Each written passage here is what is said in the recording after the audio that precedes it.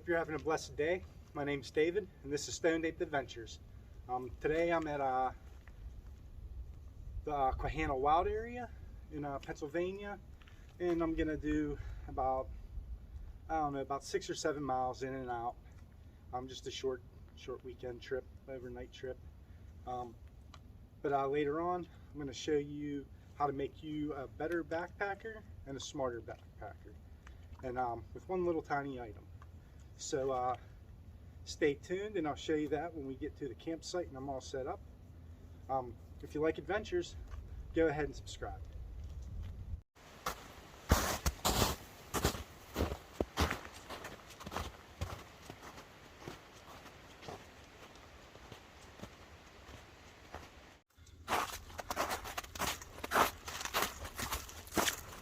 So I'm a little ways in. We have orange blazes we're following today.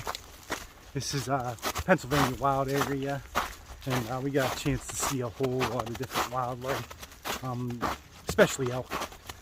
That's what I'm out here to kind of look at. And the bears are waking up, and I don't know if you can see, but it's a beautiful day today. See, there's the trail heading that way. And still some snow, some ice. The first part of this from the parking lot is pretty flat, but this trail's far from it. That's for sure.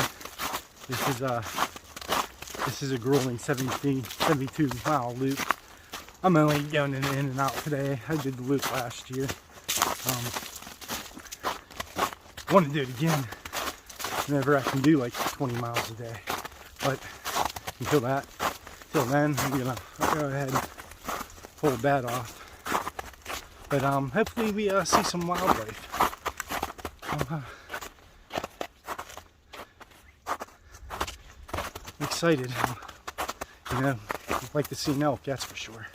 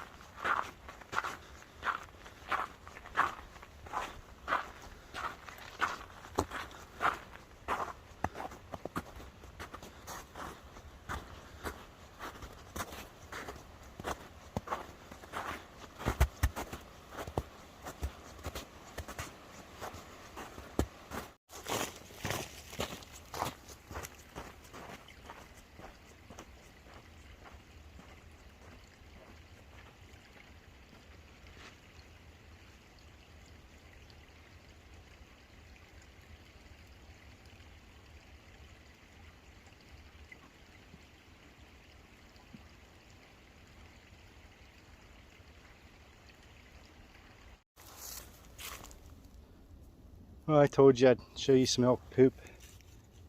It's not real fresh, I don't think. But yeah, it's the first elk poop. I'll see lots of it this trip.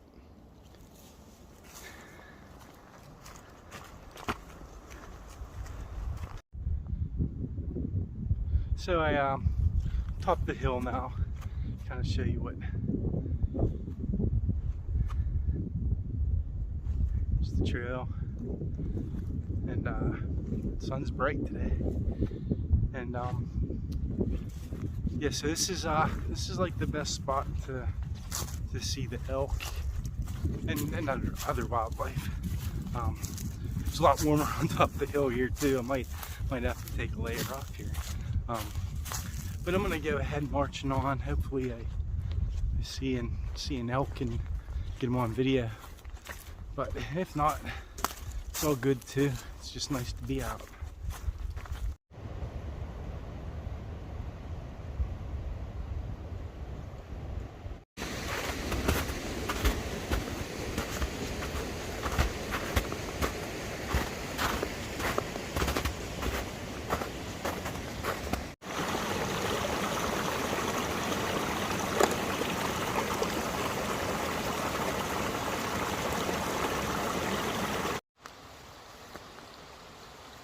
So I just made it back down to the camping site.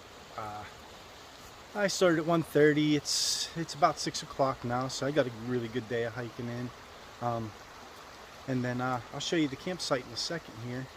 But it was nice walking down. A lot of snow still. I thought it'd all be melted, but my tent's actually right on it. But I'll manage. But let me show you the campsite here.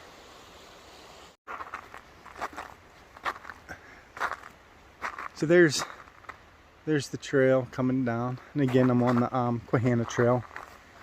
And then I'll show you the campsite. There's really, you know, this is exactly why I bought this tent, is because there's just, I don't even know why there's a fire ring here. There's not, unless it's just hammock campers. But you can see I'm all nice. I'm gonna get a fire here going in 1 second and make dinner. And so I ended up next to some water, but yeah, it's the campsite for the night. And I'll show you around a little bit in the morning. I gotta eat. Good morning. Yeah, I liking this tent still. I didn't get that. Still learning how to pitch it. Clearly, it's got a little sagging going on, but it's about time to get up out of camp. Man, I really don't want to, but it's pushing 8:30, and I got 7 miles to hike. So I'll gonna make some coffee, and then I'll see you guys in a minute once I'm packed up and have my coffee.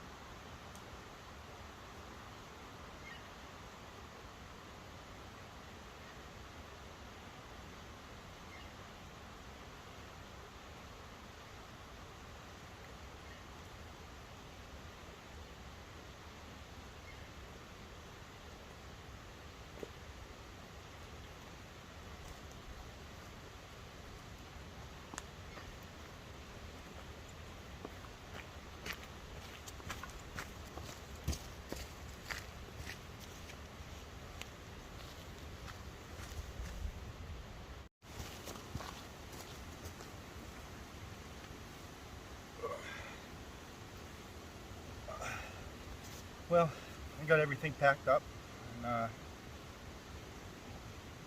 just about done with the breakfast. I eat on the go. It's just a bunch of cashews and just cereal and some M&Ms, and I'll eat that all morning.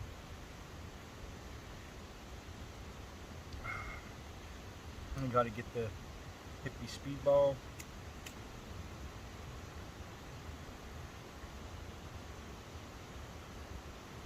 But what I wanted to show you is something that's helped me out tremendously, and it's a thermometer. I got this little guy here. I don't know if you can see it or not. It's called a thermodrop. It's from a company called Thermoworks. It records the high and low for the 24 hours plus the current temp.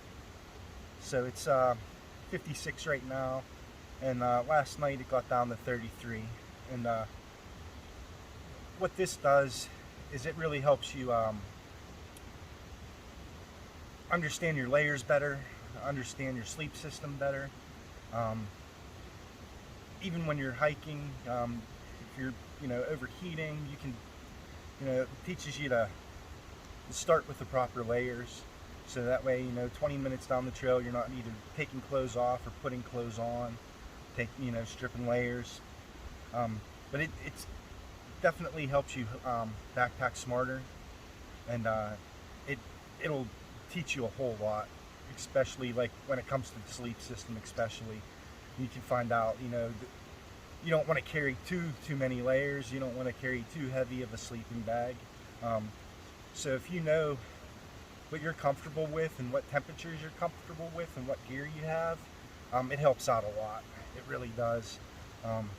But yeah, thermometer, that's what every backpacker should have one. And especially if you get one that has the high and the low.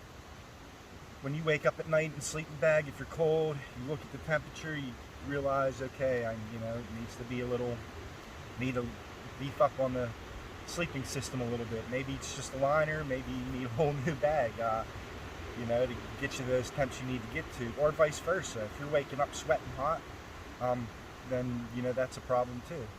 So I hope that little tip will help you out. This only weighs 14 grams. I used to use a stream thermometer, but this is probably a tiny bit heavier than the stream thermometer, but like it's it gives you that high and low, and that's really important. So you really know, like, if you were comfortable through the night, and you can look and you say, hey, there's 25 degrees and I'm super comfortable, then you're good. And it's really important to know these things, because you don't want to be stuck someplace 5 miles from the car or wherever, and being miserable. And it really does help you become a better backpacker for sure. But yeah, it's a beautiful morning. It rained like about 5 o'clock in the morning. It rained a little bit, and it's clearing up. Some blue skies are poking through. I have about 7 miles today. This Quehanna trail it's really one of those spots where if you get on it, you're hiking. Like, there's campsites are really limited, and then the ones that you get, where I'm at, I'm about 5 miles from any road anywhere, and that's there's not that many spots in Pennsylvania that are like that. But so this is definitely it's a fun trail to through hike too. It's 72 miles, and it's a challenging trail. I think for even more experienced folks, they would find it challenging.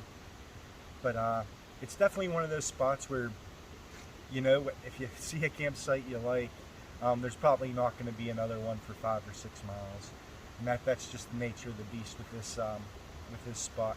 I mean, you can camp throughout the wilds, but the spots are small, and generally, that's why I got this smaller tent, because generally these spots that are more in the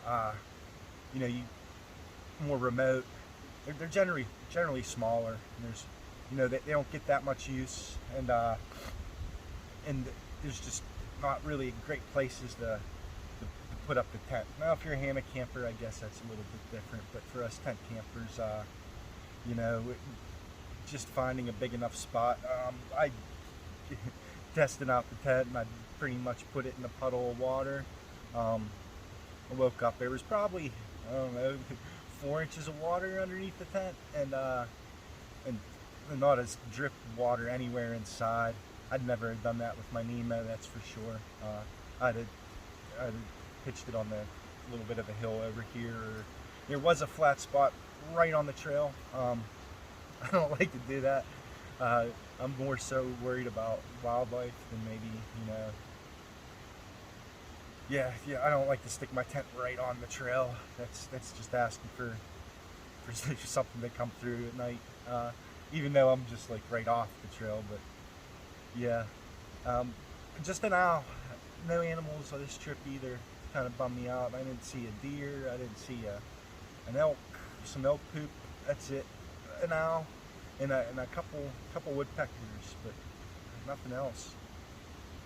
But I'm gonna finish up my coffee. Finish puffing this pipe. And get on the trail. I don't know. I got maybe about 4 hours of hiking, maybe 5. Depends on how much I lollygag and take pictures and stuff. But I took a lot coming down, so I shouldn't take as many going back up. But I don't know. I'll see you here in a little bit.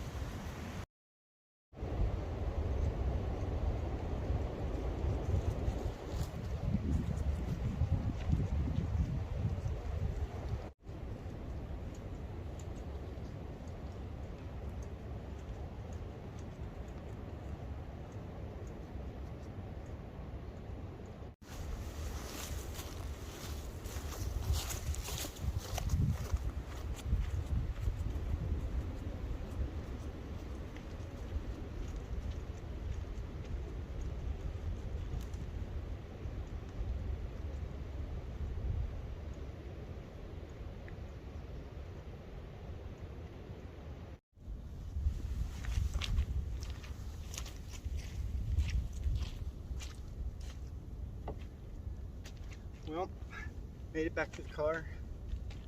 Made a cup of coffee, changed my socks, and so yeah, so it was about 14 miles. It's just about 14 miles there and back. And again, it was about 5 miles. Like by the time I got to the campsite, it was about 5 miles any direction to a road, which is awesome in Pennsylvania, anyways. So yeah, the takeaway from this trip, kind of the tent held up well on a 4-inch puddle. Side note, I stuck my shoes in the vestibule, and when I woke up, the one was floating, the other one was turned sideways. It was completely soaked. But hey, live and learn. I shouldn't have stuck the tent there anyways. Another thing is you can't be lazy setting up that tent either. So I'm definitely gonna have to put a little bit more effort into making sure that it's secured properly. But thanks for coming along. I have a couple more trips. I don't know if I'll be out next weekend, but the weekend after that I'll be in Linville down in North Carolina. Checking out the Linville Gorge again. I really like that spot.